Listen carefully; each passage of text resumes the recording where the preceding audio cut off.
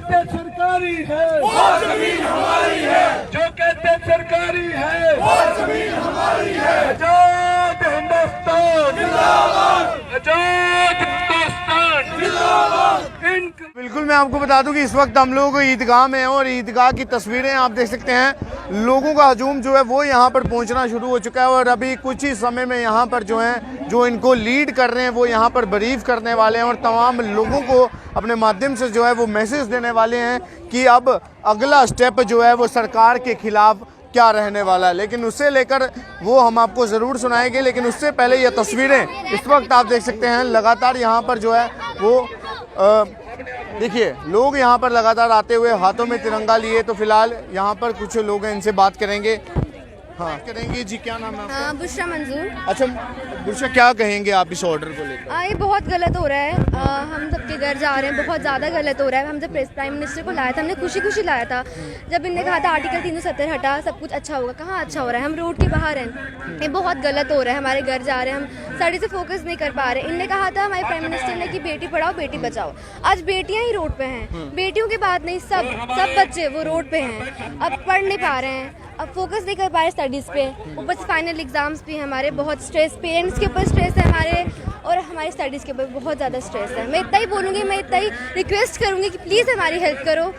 अच्छा, वो कहते थे कि जैसे धारा 370 हटेगी उसके बाद नए दिन आएंगे जम्मू कश्मीर के लिए, खुशहाली वाले दिन आएंगे। क्या लगता है कि वो दिन आ रहे हैं? खुशी तो बिल्कुल नहीं है, दुख ही है यहाँ पे। खुशी हमें नहीं दिख रही कहीं भी, हर जगह दुख है, हर जगह ही दुख है, कोई खुशी नहीं है। हम इतना ही बोलेंगे कि प्लीज़ हमारी आप हेल्प करो, इतना नहीं करो, बिकॉज हमें भी बहुत इफेक्ट हो रहा है। हम भी अपने पेरेंट्स को रोते हुए देख नहीं सकते, दुख में नहीं देख सकते। बुड्ढू से लेके बच्चे तक छोटे छोटे रोडों पे आ गए। ये खुशी की बात है, ये बहुत दुख है। मैं इतना ही बोलूँगी कि प्लीज़ ऐसा ना करो। बिल्कुल, और भी लोग हैं, इनसे बात करें जी। क्या नाम है आपका? सर गुलाम सफीना। अच्छा मुझे बताइए, ये ऑर्डर को लेकर आप क्या कहेंगे? क्योंकि एक तरफ कहा जाता था कि अब बदलाव होगा जम्मू कश्मीर में, क्या लगता है कि ये नया बदलाव है जम्मू कश्मीर? नहीं सर, हम बिल्कुल भी इससे सेटिस्फाइड नहीं है। सेटिस्फाइड इसलिए नहीं है क्योंकि हमारे साथ गलत हो रहा है। हमारी रेजिडेंशियल छीनी जा रही है, हमारी रेजिडेंस छीना जा रहा है। ये एक बहाना बना के कि हम ये कमर्शियल है। अगर वो कमर्शियल है, एक दो दुकानें हैं हमारे मकानों के नीचे, तो वो हमारा रिसोर्स है, हमारे जीने का रिसोर्स है। हमारे माँ बाप उसी से कमाई करके हम लोगों को खिला रहे हैं, पिला रहे हैं, पढ़ा रहे हैं और हम लोग यहाँ प्रोटेस्ट पे बैठे हैं। हमारी स्टडी नहीं खराब हो रही है? क्या हम लोग अपनी पढ़ाई पे फोकस ही नहीं कर पाए? हम लोग रोडों पे क्यों हैं? क्योंकि हमें इस बात का डर है। एलजी साहब ने एक स्टेटमेंट दी है कि जिनके पास कम जमीन है हम उनसे वो उनकी जमीन नहीं छीनेंगे, लेकिन हमें वो स्टेटमेंट, वही स्टेटमेंट रिटर्न में चाहिए ताकि हम लोगों के पास ये आश्वासन हो कि हमारे साथ कोई छेड़छाड़ नहीं होगी। कल को ये लोग आके हमारे घरों पे रातों रात बुलडोजर चलाते हैं तो हम कहाँ जाएंगे?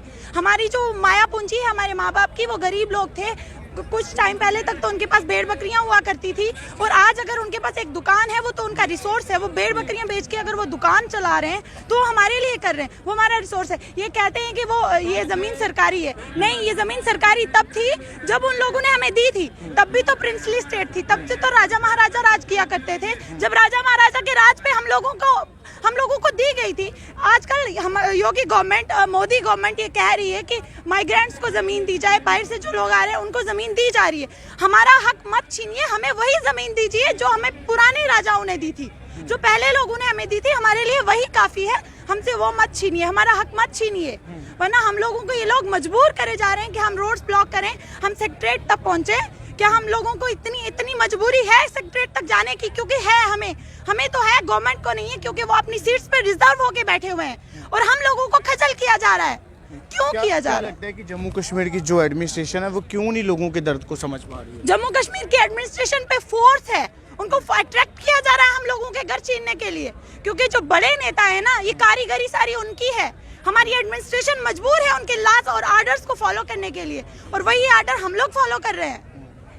तो बिल्कुल मैं आपको बता दूं कि वही ऑर्डर सब फॉलो कर रहे हैं। मुमीना हमारे साथ है, कल शायर भी ज़रूर सुनाया इन्होंने। क्या लगता है कि वो कह रहे थे कि जम्मू कश्मीर में अच्छे दिन आएंगे, क्या लगता है अच्छे दिन आ चुके हैं जम्मू कश्मीर? देखिए, सबसे पहली बात, हम जब एक गवर्नमेंट को हम चुनाव में जब वो आती है और हम उसे ये गवर्नमेंट बनाते हैं तो हम उस पर बहुत भरोसा करते हैं और उसे बहुत भरोसे के साथ हम लाते हैं कि वो हमारे लिए कुछ अच्छा करेगी।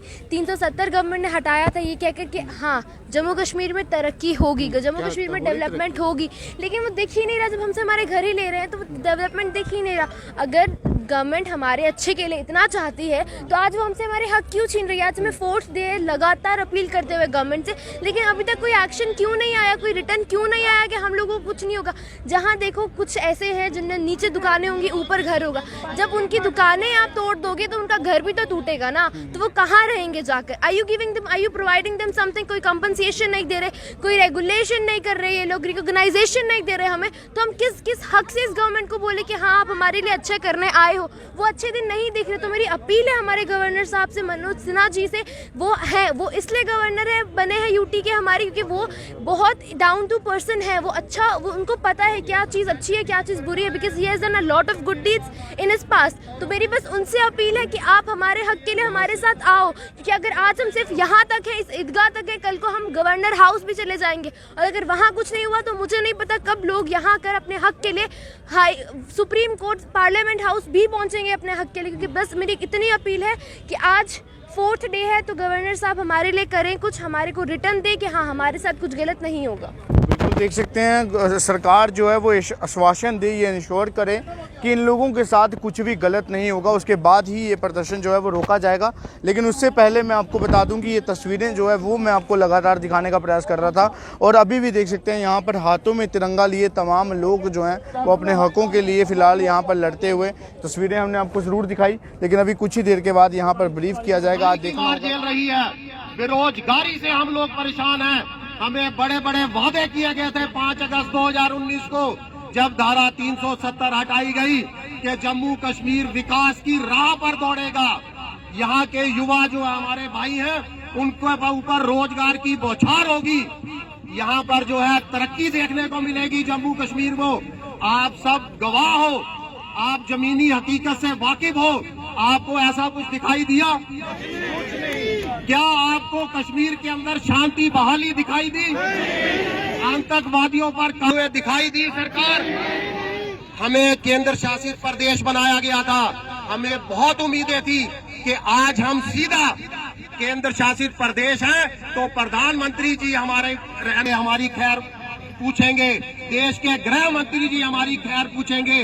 मगर बहुत दुर्भाग्य है हम लोगों का कि केंद्र शासित प्रदेश बनने के बाद भी आज हमारी लावारिसों वाली स्थिति बन गई है।